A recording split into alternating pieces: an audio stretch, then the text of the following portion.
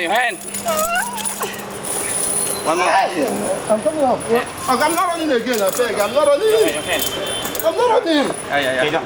Malam ini kita mengadakan satu operasi di Taman Emas, Jalan Emas Ceras, yang mana pada malam ini melibatkan seramai 279 pegawai imigresen dan 10 orang daripada Jabatan Pendaftaran Negara. Dan kita berjaya membuat pemeriksaan lebih daripada 1,000, termasuk warga Malaysia, dan daripada jumlah ini lebih daripada 200 orang telah ditahan yang dipercayai melakukan berbagai kesalahan imigresen, terdiri daripada warga asing. Dan umur yang kita tahan antara 18 sehingga 52 tahun.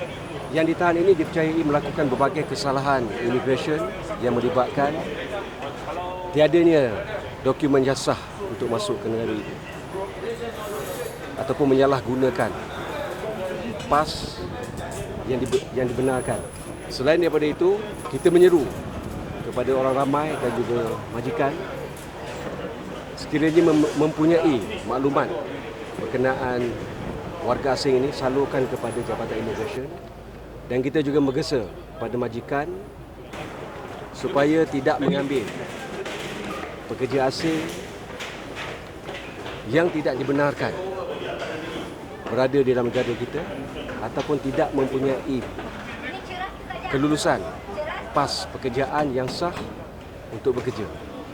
Kerana kita akan bertindak tegas dan majikan boleh dikenakan hukuman terhadap salah laku yang dibuat. Dia sebenarnya bawah ni kedai, tapi di atas tu ada tempat-tempat penginapan. Malam ni kita juga menggunakan teknologi drone dalam pengoperasian kita pada waktu malam, dan hasil daripada penggunaan drone kita dapat mengesan ada warga asing yang bersembunyi di atas bumbung, yang mana kita berjaya mengesan lebih daripada 5 bahu. Jadi selepas pada ini, untuk akan datang kita akan terus menggunakan teknologi untuk membantu pengoperasian kita. Kesalahan yang biasa dibuat oleh pendatang tanpa izin ini yang kita tahan pada malam ini melibatkan satunya, dia tidak mempunyai dokumen yang sah untuk berada dalam negara kita, dan yang keduanya dia menyalahgunakan pas lawatan. Turun. Kau pandai naik, kau pandai turun. Suka repelling ni.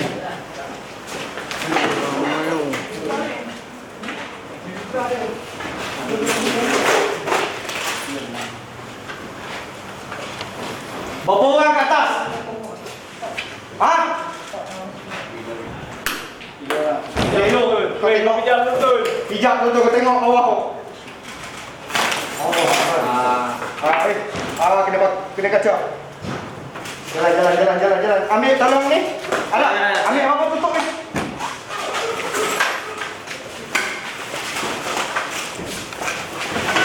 Siapa lagi di atas? Berapa orang ke atas? Kau cakap dengan aku. Ha? Mana seorang lagi? Luar. Kau duduk sini. Berapa orang lagi ke atas? Ha? 3. Duduk sini. 3. Kau tunggu kat mana ni? Sini duduk. Tunggu sini. Belakang mana nak makan dia dah. Sorry. Sorry.